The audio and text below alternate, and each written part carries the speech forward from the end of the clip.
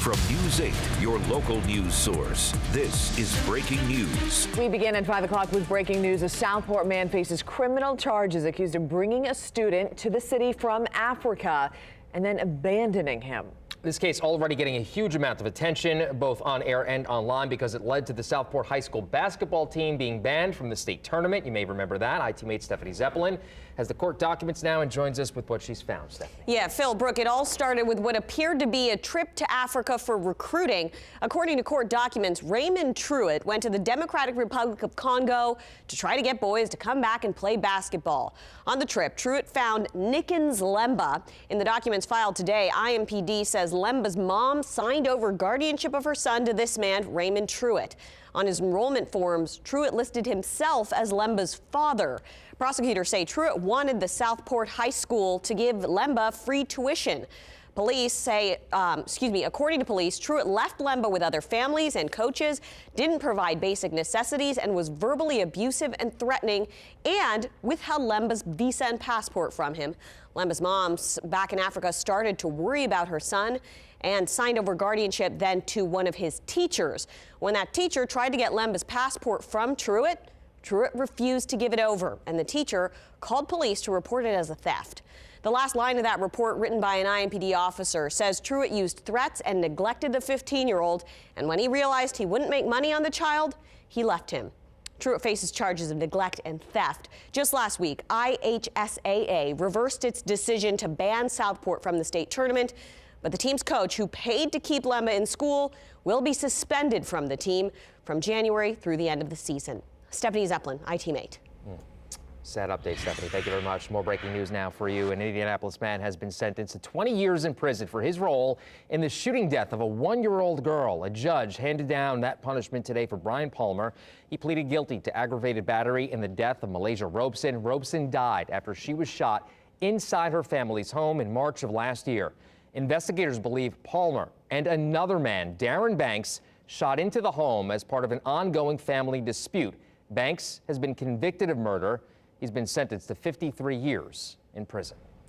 To more top headlines now. A swatting situation in Greenfield evacuates a neighborhood, and at one point officers completely surrounded the home. That was until police learned it was all a hoax.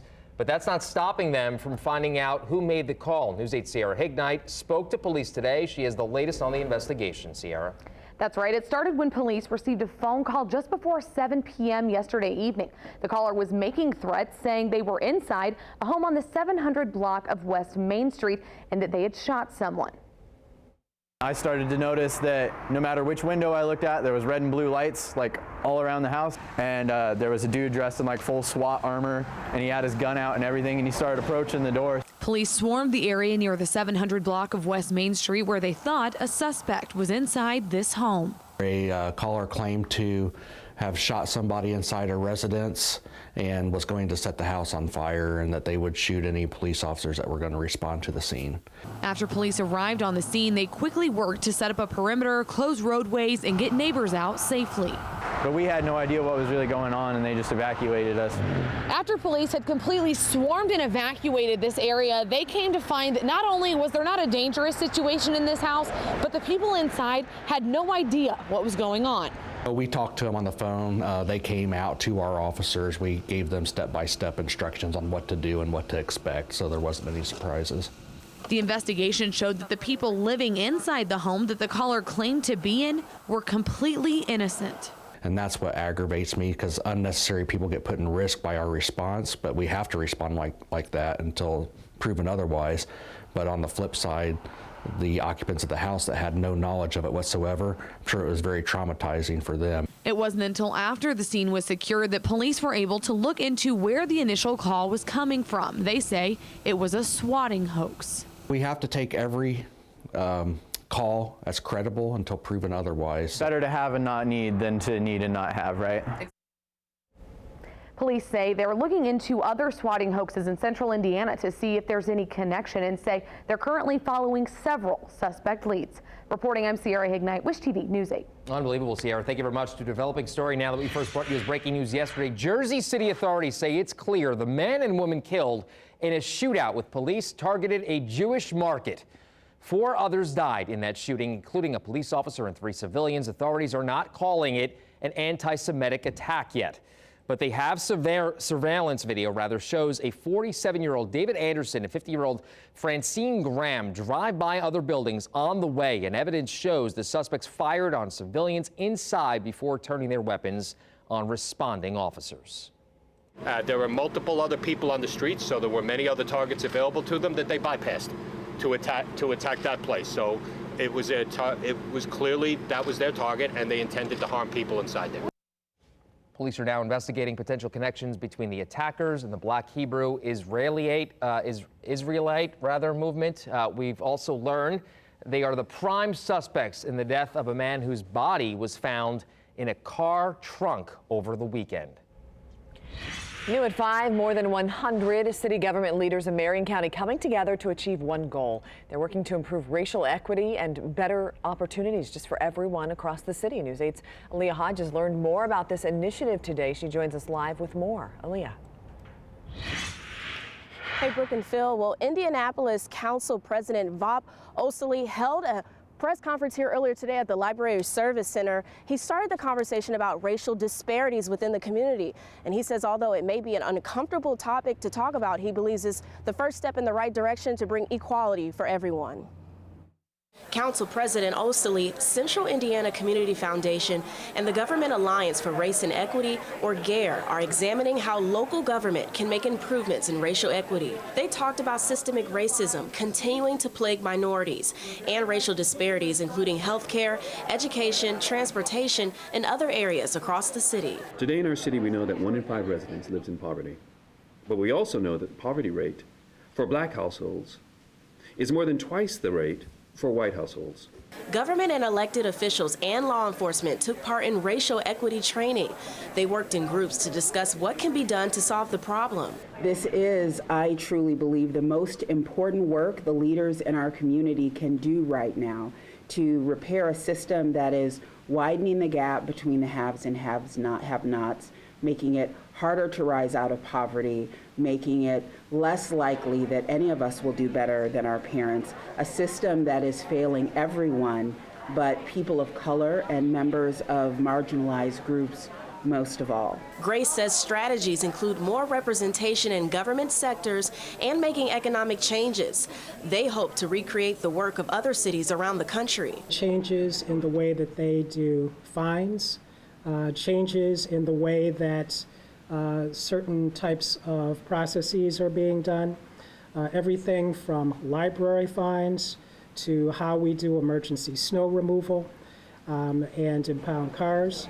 Officials believe today is the first step in hopes to see change down the road. It will be hard, but it is necessary, and it will be worth it.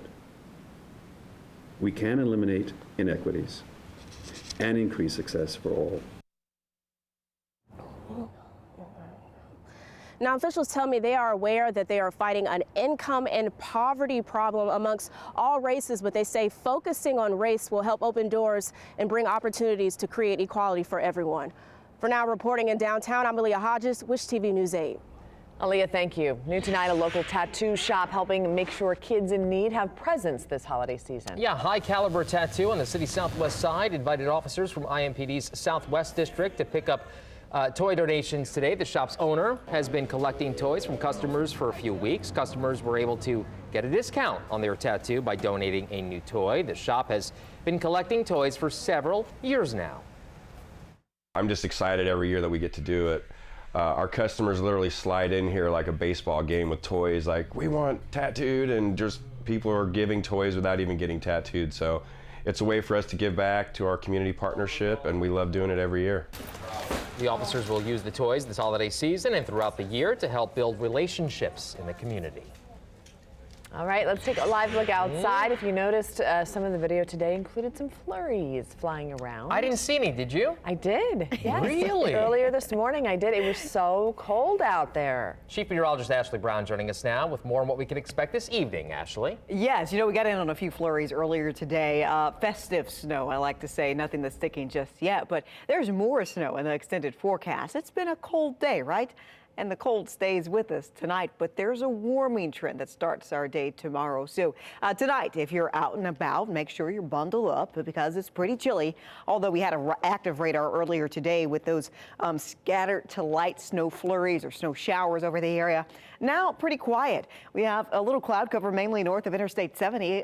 That cloud cover will kind of stay where it is right now. So partly cloudy to mostly clear tonight. And when you have clear skies and a light breeze, you get cold conditions, and we'll have that as well. Hey, right now, 30 degrees.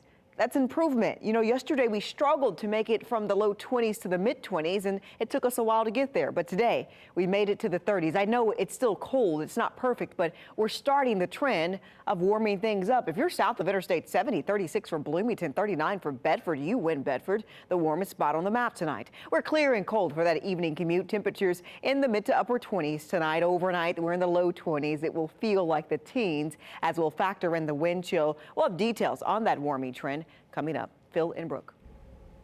Thanks, Ashley. Next at 5, cleaning house. The new leadership announced today in Muncie, and how the new mayor says it will help get the public's trust back. Also, IMS getting ready for a new kind of race. We'll show you newly unveiled prototypes of autonomous cars set to hit the track in 2021.